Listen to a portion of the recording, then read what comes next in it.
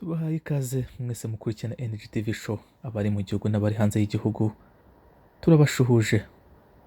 Uyu munsi tugiye kuganira kuri wa mwanya wahariwe kumenya amakuru atandukanye y'ibyamamare cyangwa se amakuru avuga ku mbuga nkoranyambaga. Uyu munsi tugiye kuganira ku cyamamare Bill Gates n'umugore we Melinda Gates. Bill Gates yavutse mu mwaka w'1955 mu mujyi wa Seattle muri Leta Zunze Ubumwe za Amerika, muri leta ya Washington. Akaba ari mwene William Gates na Mary Maxwell Gates. Ikindi kandi nuko ari umuyobozi cyangwa se uwashinze uruganda rukomeye cyane tuzi ku isi rwa Microsoft. Papa we akaba yari umunyamategeko naho mama we akaba yari umucungamutungo.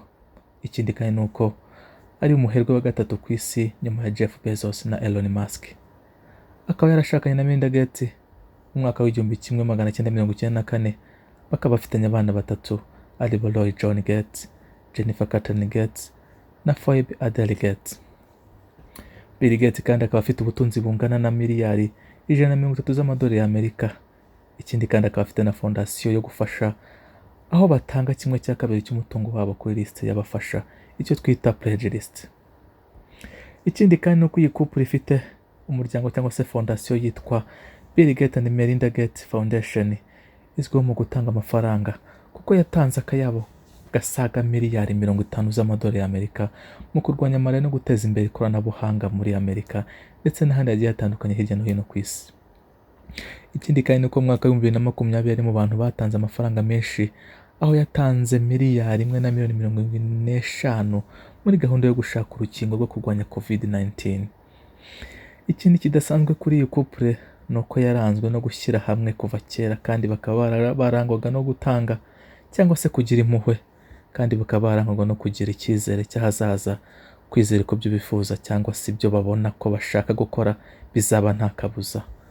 Aho usanga kuri biography yabo kuri website yabo havuga hati, kuva mu bwana bwacu twabonye aho ababyeyi bacu bagiye bafasha agace twari dutuyemo, kandi ati twigishijwe ko ikintu cyose gishoboka. Aba bombi babanye muri ubu butunzi bungana gutya mu gihe cy'imyaka 27. Batangaje gatanya yabo ku itariki 9 z'ukwezi kwa gatanu mu 2021, aho batangaje ko batakiri kumwe nk'umugore n'umugabo.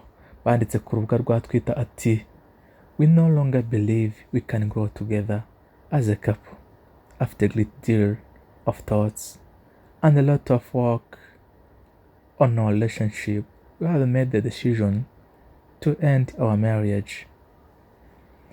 Uyu mugabo wabaye umumiliyoneri muto wabayeho mu mwaka w'1987 ku myaka 31, aho yari n'umuyobozi wa Microsoft mu gihe Melinda yakoraga nk'umukozi muri department ishinzwe ibicuruzwa. Abombi bahuriye kuri business dinner muri New York mu mwaka w'1987. Intangiriro y'urukundo rw'aba bombi igaragara mu gitabo Melinda yanditse mu 2019, aho yagize ati, "Naje nkererewe nsanga intebe zose zicaweho uretse intebe 2 zonyine. Nicaye kuri imwe muri zo, hashize umwanya Bill Gates nawe baraje yicara ku yari isigaye. Izo ntebe zacu zari zegeranye." Kuva uwo munsi nibwo Bill Gates na Melinda Gates batangiye kuvugana. Melinda abona ko urukundo ruhari kuri Bill Gates. Ntibyaje gutinda aho Bill Gates yaje guhura na Melinda Gates muri parking amusaba nimero, nyuma aza kumuhamagara amusaba ko basohokana mu ijoro ryo kuwa gatanu. Iki cyatumye aba bombi bakomeza guhuza, bakomeza kubana hafi nk'umuntu ukunda undi, akomeza kumwiyegereza. Kandi ikindi cyakomeje gutuma bombi bakomeza kubana cyangwa se kurambana nuko bose bakundaga umukino wita puzzle, kandi bakaba bose barangwaga no guhangana. Aho byaje kugira ku karubanda ku munsi umwe, Bill Gates yabajijwe ati, "Ese ni gute Melinda atuma wiyumva?" Arangije arabasubiza ati, "Melinda Gates atuma numva nashaka." Gusa Bill Gates ntibyaje kumuhira, kuko mama w'umukobwa yanze ko umukobwa akomeza gukundana na Bill Gates. Ubwo Bill Gates yabazwaga nimba akiri mu rukundo na Melinda Gates, yagize ati, "Ntago byagenze neza kubera ko Melinda Gates yishakiye abandi bahungu bakundana, nanjye nkomeza kwita kuri company yanjye." Gusa Bill Gates yakomeje kujya acungira hafi Melinda ngo arebe ko azashaka undi mugabo. Bikomeza kumubera umutwaro wifatanya no kuyobora iyi company.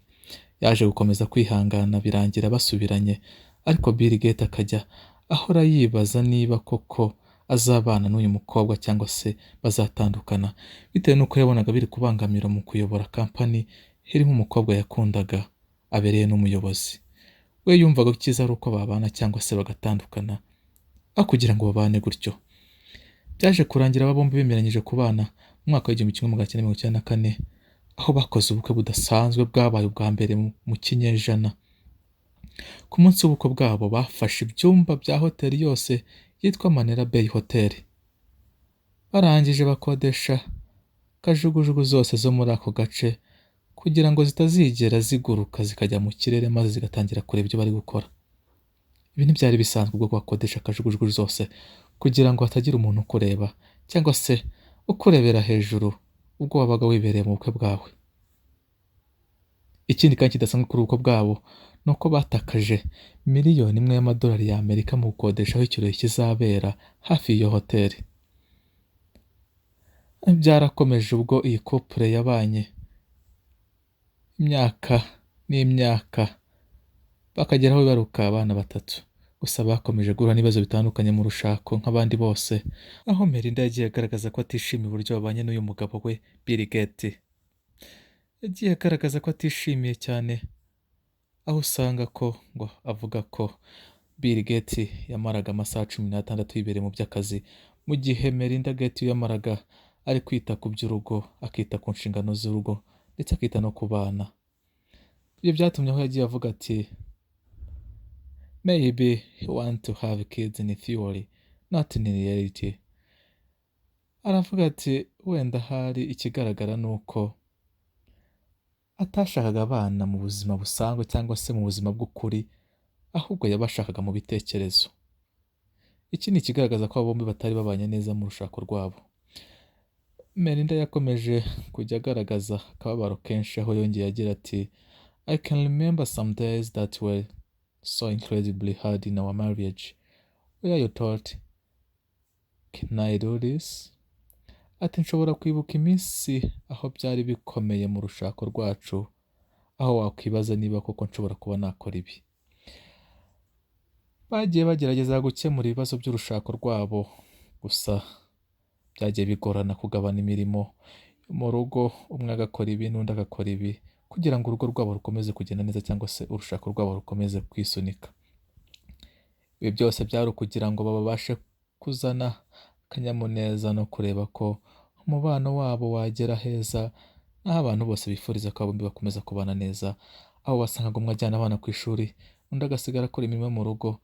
Ibi gusa kuri Bill Gates nk'umuntu w'umunyabusiness cyangwa se umunyamafaranga, kuri we ntibyashoboraga kuba byamworohera kumarana amasaha cyangwa se umwanya n'abana be, mu gihe kenshi wasangaga yiberanye ari kumwe n'abanyamafaranga cyangwa se ari kumwe muri business baganira ku bijyanye na business. Kubona umwanya hari abana byaga bigoye. Gusa ibi byose bakomeje kujya barwana nabyo, aho byaje kugera ku ndunduro ku itariki 4 z'ukwezi kwa 5 mu 2021, bagatangaza cyangwa se bakagaragaza ko batakiri kumwe nk'umugore n'umugabo. Ubu byemejwe ko neza Bill Gates, Melinda Gates bazakomeza kubana mu buzima busanzwe nk'abantu bigeze kubana nk'umugore n'umugabo, bagahana ibitekerezo, bakagirana inama ndetse bakabasha kwita ku bana babo, ariko batakiri kumwe nk'umugore n'umugabo. Turabashimira mwese mwakurikiranye ikiganiro, tubarekera kuri iki kiganiro cy'ubutaha. Mukomeze gukora subscribe, ukore share kugira ngo dukomeze kubana mu biganiro bitandukanye.